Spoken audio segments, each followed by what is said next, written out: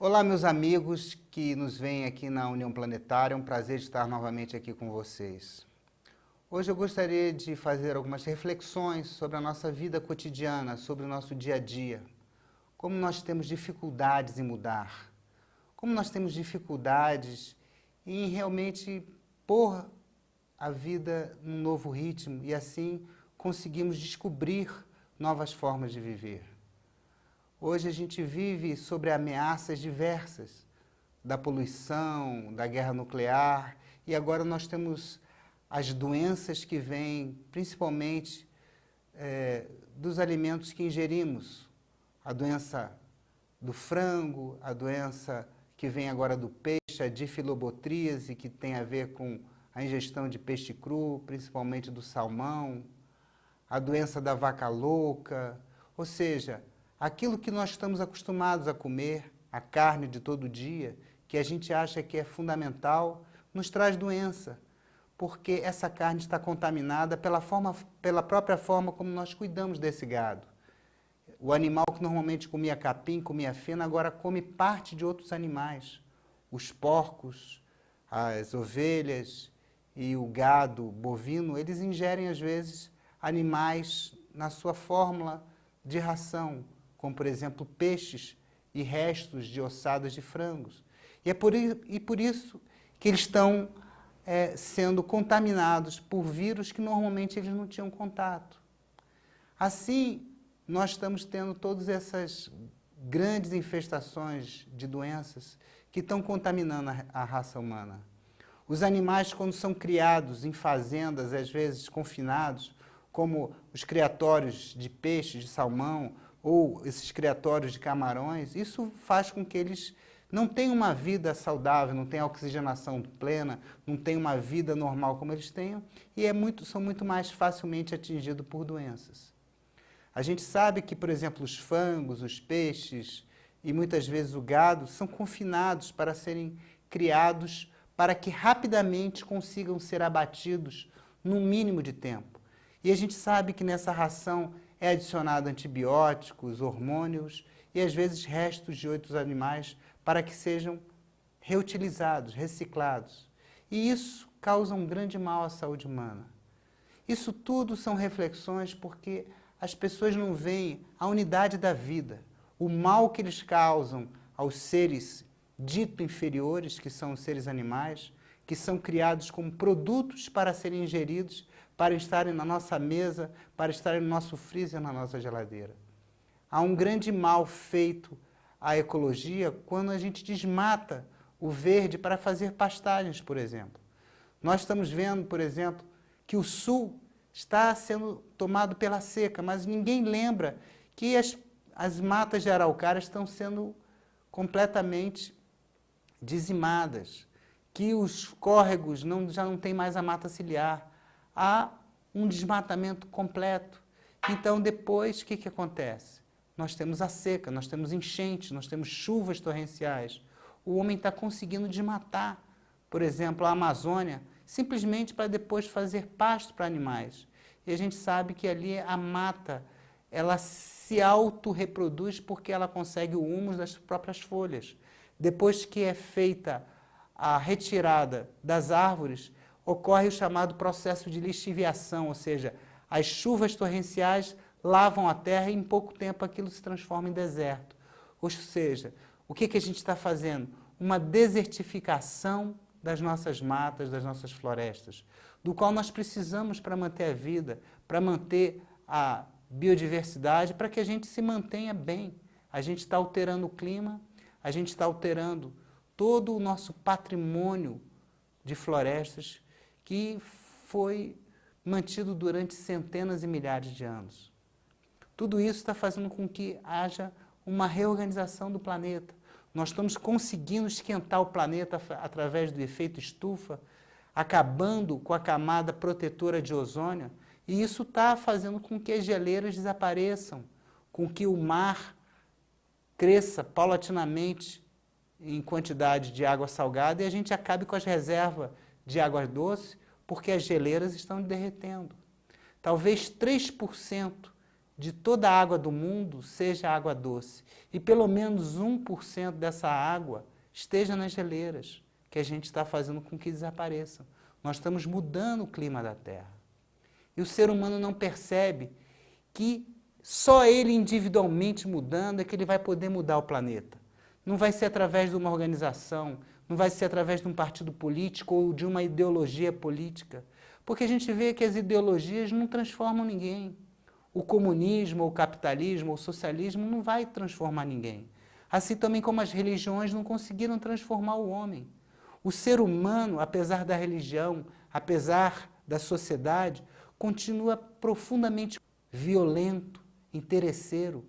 A sociedade parece que é montada em patamares de interesse de poucos sobre a totalidade.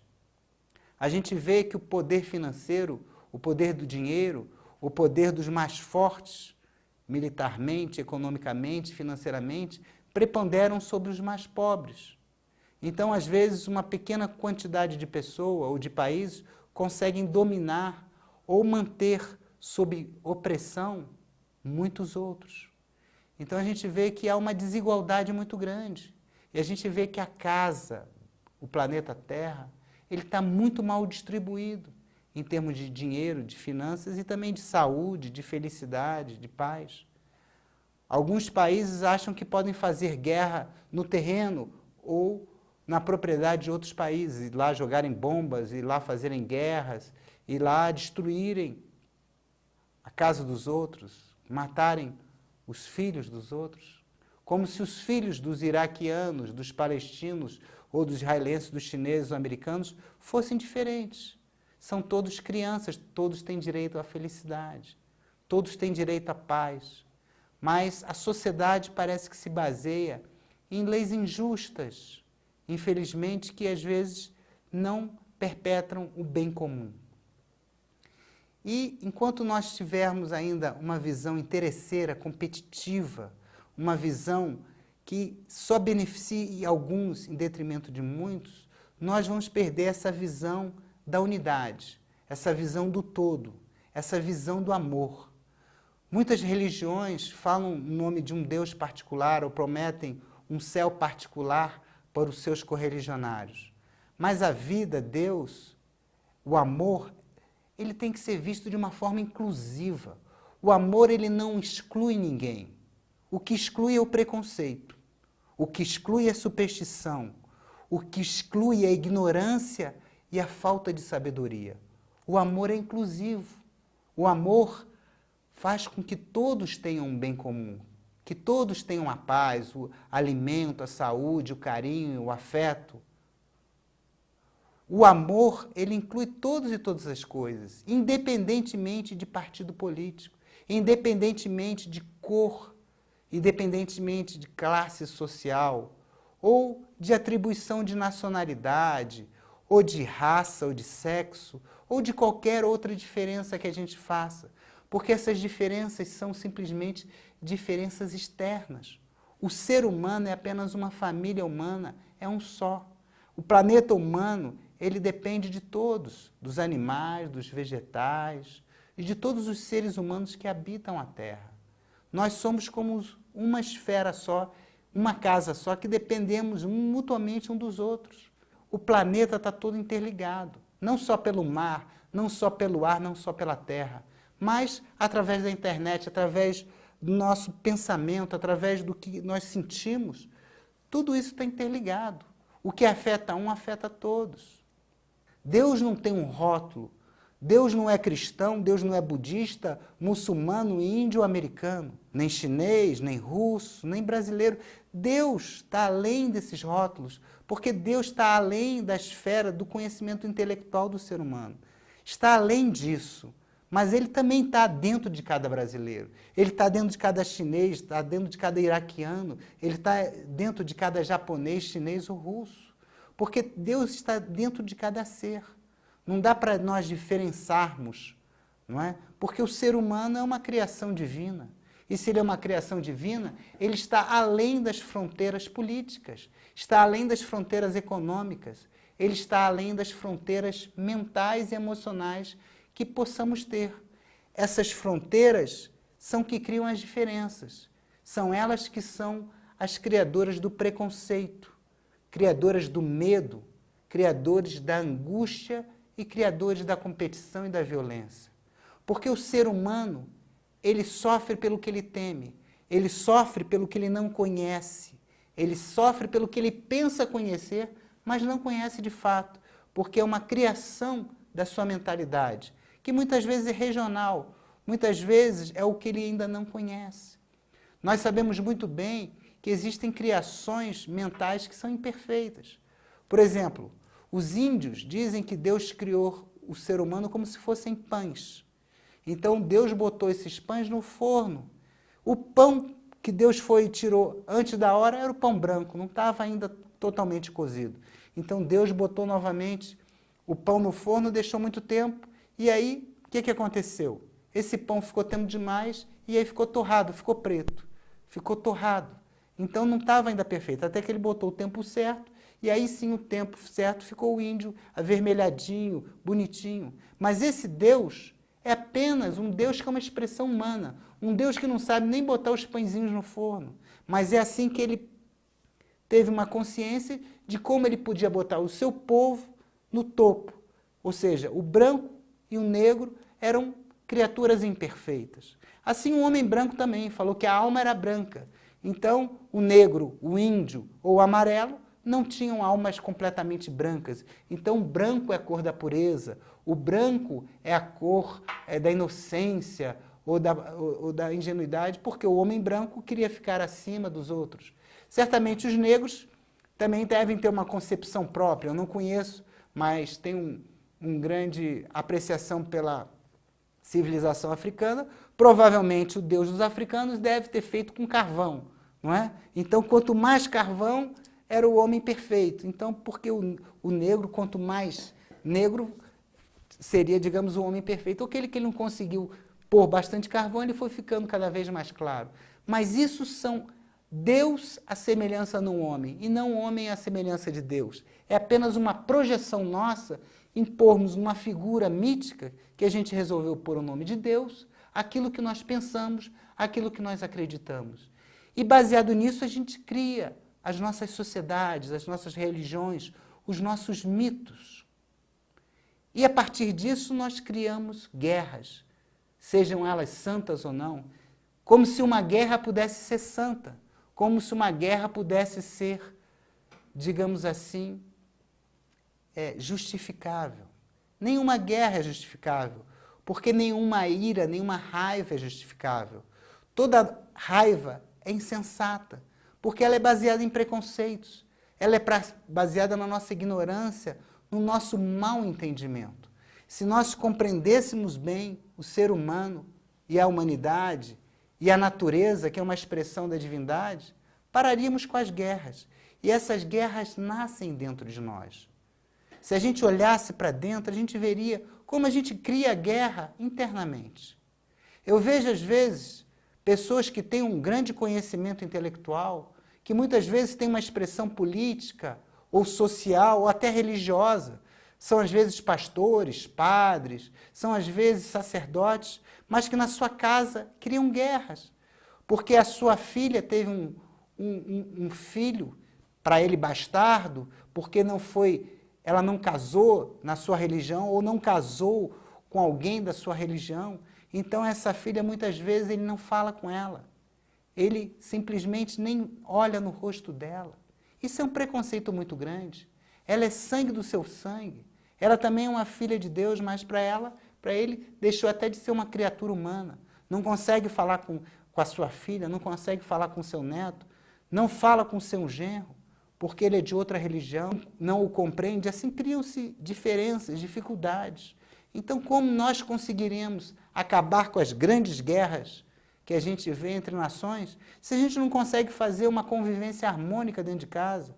Às vezes as pessoas, porque têm um time diferente, ou porque são de partidos diferentes, não conseguem sequer sentar-se na mesma mesa. E tudo que é partido, tudo que é dividido, tudo que vem a dividir, é onde está faltando amor, porque o amor, como eu disse antes, ele inclui. ele inclui as diferenças. Porque nós somos diferentes entre nós apenas externamente. Internamente, nós não somos diferentes. Nós somos só uma espécie humana. Nós somos só uma vida humana. Se a gente acabar com a raça humana, talvez o planeta continue. Mas se a gente acabar, por exemplo, com as matas, com a camada vegetal, aí sim a gente não vai ter nem mais vida na Terra. Porque toda a vida aqui é interligada. Mas o ser humano, ele parece que se comporta muito infantilmente, muito imaturamente. Apesar de nós crescermos em idade, ficarmos velhos, parece que emocionalmente ou até intelectualmente nós nos comportamos como crianças. Só pensamos no nosso bem-estar pessoal, no nosso bem-estar muito restrito. Às vezes, das nossas pessoas mais próximas, sejam filhos, sejam esposa ou sejam amigos. Por que isso? Por que o outro, o estrangeiro ou a pessoa que eu não conheço, não deve ser tão bem tratada? O verdadeiro ser é aquele que inclui todos os outros. Mesmo aquele que não consiga ver, mesmo aquele que não esteja tão próximo. Não é? Como disse Jesus, amai os vossos inimigos. Será que isso foi compreendido pela nossa nação ocidental? Amai os vossos inimigos. Quem é que ama os nossos inimigos? Parece que esse mandamento até hoje não entrou em vigor. Se nós realmente víssemos os nossos inimigos como os nossos irmãos, talvez aí a gente tivesse boa vontade e principiaríamos a reconhecê-lo como irmãos e aí amá-los. Amá-los pelo que nós temos de comum, a nossa herança divina. Não pelas nossas diferenças. Nós nunca vamos conseguir amar os outros vendo apenas o que nos difere, o que nos põe ou que nos opõe entre nós. Mas se nós conseguíssemos ver a nossa herança comum, talvez a gente pudesse, assim, conhecer as nossas diferenças e ver que essas diferenças não são tão importantes. Ou seja, o que é mais importante é a sobrevivência de todos, em que todos possam ter o seu país, ter a sua casa, ter a sua comida e ter a sua liberdade. E a liberdade começa quando a gente respeita o outro. A gente só quer ser respeitado, mas a gente respeita o outro, respeita a crença do outro, respeita a posição do outro, respeita a diferença do outro, mesmo sabendo que ele é diferente, mas essa diferença pode ser até complementar, ela pode ser até um fator de crescimento para nós. Geralmente, uma civilização, quando chega na outra, ela quer acabar com a cultura do outro. Mas não seria melhor que a gente miscigenasse, que a gente misturasse, como diz o francês, fizesse um mélanger, ou seja, fizesse uma grande cultura, que essa mistura pudesse até ser acrescida? Como, graças a Deus, a nossa cultura brasileira foi acrescida do elemento do índio, do elemento do africano, do italiano, do judeu, do muçulmano, e por isso essa é uma cultura tão rica, que se expressa na música, na pintura, que se expressa nessa diversidade cultural praticamente continental que é o nosso país, pela tolerância religiosa, pela tolerância cultural e pela apreciação de tantas culturas que podem conviver harmonicamente, em liberdade. Talvez, quando tivermos uma grande tolerância religiosa, em que a gente não tenha tanto o papel do nacionalismo, e sim do patriotismo, ou seja, que a gente ame a nossa pátria, que é a Mãe Terra, e não simplesmente as nacionalidades. Porque as nacionalidades simplesmente são apenas um fator criado pela mente humana. Não há diferença nenhuma entre um chinês, entre um iraquiano, entre um americano e um brasileiro. São todos participantes da família humana. Não adianta nada a gente, num cômodo dessa nossa casa-terra, fazer sujeira, fazer guerra e manter um outro limpo. Essa sujeira vai se espalhar. Essa guerra, essa raiva, essa dicotomia, essa irracionalidade de nos pormos com medo uns dos outros, só vai afetar o clima da casa toda.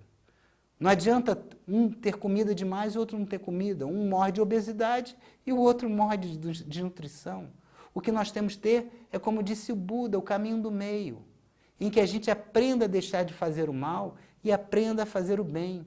Que a gente aprenda a amar o outro amando a si próprio, amar o outro como a ti próprio.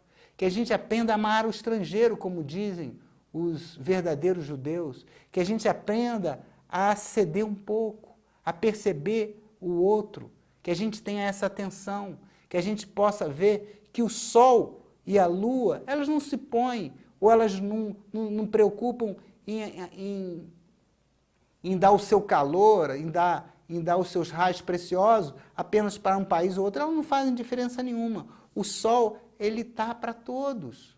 O ar é para todos, o mar é para todos. Então temos todos que cuidar desse planeta. Cuidarmos individualmente e cuidarmos cada um individualmente de nós.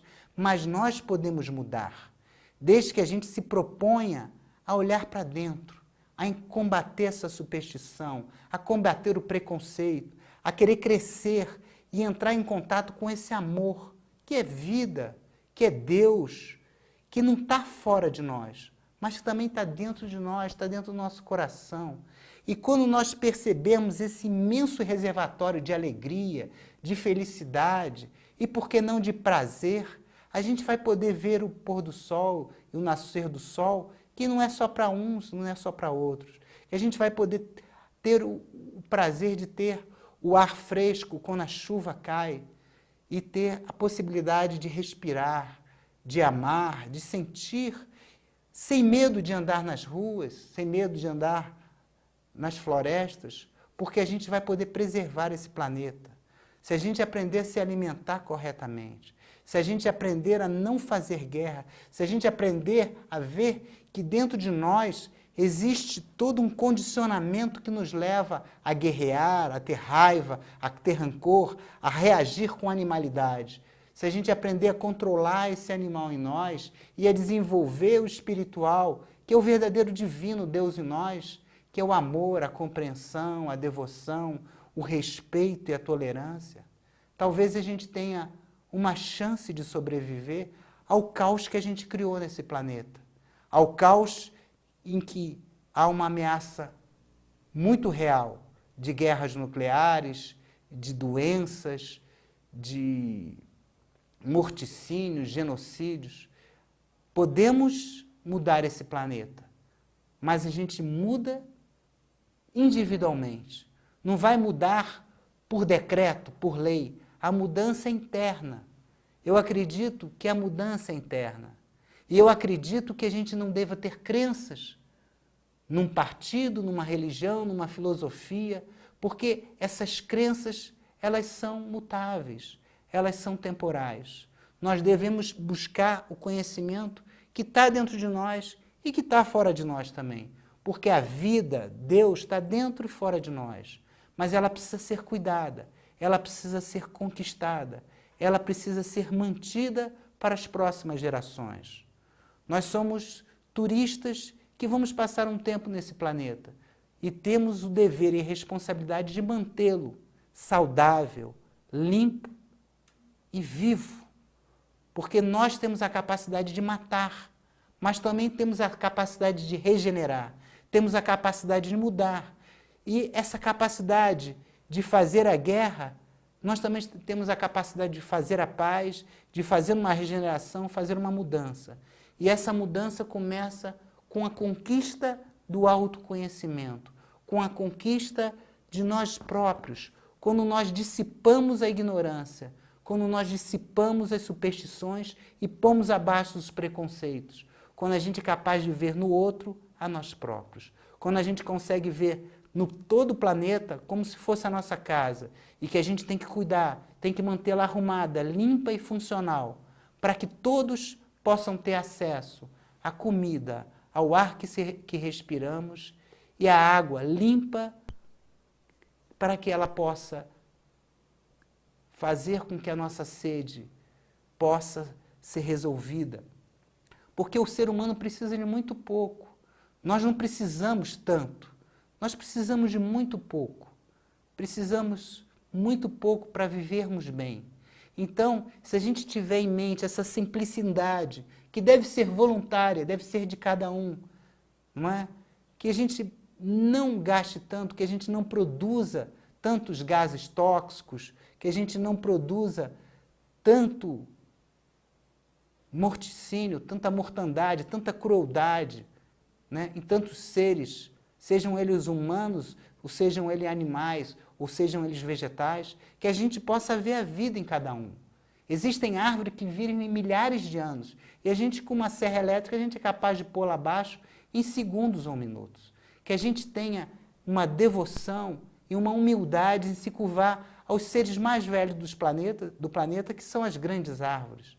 Que a gente tenha a capacidade de preservar a vida que habita nos mares e nos rios, a vida que está nas aves, está nos seres que voam, mas também nos seres que se arrastam, e milhares de insetos que fazem toda essa biodiversidade em um ecossistema perfeito, que não foi criado por nós e que nós não temos o direito de destruir.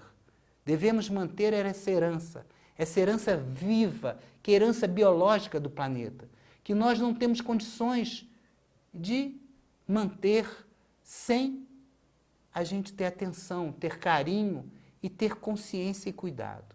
Por isso que o ecossistema e a ecologia são tão importantes, que deveriam ser estudados, deveriam ser ensinados em toda escola pública, em toda escola de primeiro grau, do grau fundamental, porque é importante que a gente tenha noção que para explorar o planeta, nós não precisamos destruir a natureza, não precisamos destruir as árvores, não precisamos destruir todo o ecossistema que a gente vive e necessita para viver. Então que a gente tenha consciência em cada ato do que a gente faz, do que a gente come, do que a gente consome, em tudo que a gente faz, tem toda uma cadeia por trás de pessoas, de seres humanos e não humanos que fizeram com que aquilo funcionasse, não é? Quando a gente vê um presunto, a gente tem que ver o porco que está por trás daquilo, que sofreu para dar aquela carne e que é um cadáver que a gente consome. Então nós temos responsabilidade enquanto consumidores. Nós temos responsabilidade em tudo que a gente consome, seja produto vegetal ou animal. Então nós temos uma responsabilidade que a gente, individualmente, a gente pode mudar esse planeta através dos nossos hábitos, através dos nossos costumes, através da forma de nós nos conduzirmos nesse planeta. Porque a multiplicação dessas atitudes individuais é que vão mudar o planeta. Ou seja, através da educação, através da conscientização, nós vamos mudar esse planeta. Eu acho que foi Olavo Bilac que falou uma frase que eu acho que é muito correta. Se a gente educar as crianças, nós não vamos ter que punir os homens. Hoje todos pedem a pena de morte e a criação de mais penitenciárias, mas talvez a gente tenha que influenciar na educação. Se a gente der uma educação mais completa, mais consciente, mais amorosa, talvez no futuro a gente não precise ter tantas penitenciárias e, quiçá, a famigerada pena de morte, que não resolve nada, que é simplesmente extinguir uma vida e não educar o ser humano. Então, eram essas as considerações que eu gostaria de fazer hoje, que eu acho que são atuais, mas que devem ser pensadas por cada um de nós. Buda falou uma coisa que eu acho muito correta também. Não acreditem numa coisa simplesmente porque foi eu que falei. Pensem e meditem sobre ela. Se ela for útil, que ela deve ser guardada e deve ser utilizada. Se não, deve ser jogada fora. Assim a gente deve fazer. Pensar nas coisas por elas próprias. Não porque está escrito num papel ou num livro que a gente considera sagrado, ou porque foi dito por um grande santo ou por um grande ser, mas porque a gente pensou e viu que aquilo era verdade. Ela passou pelo crivo da nossa consciência, do nosso discernimento. Pensemos sobre essas coisas, pensemos sobre a vida, para que a vida continue a pulsar nesse planeta. Obrigado.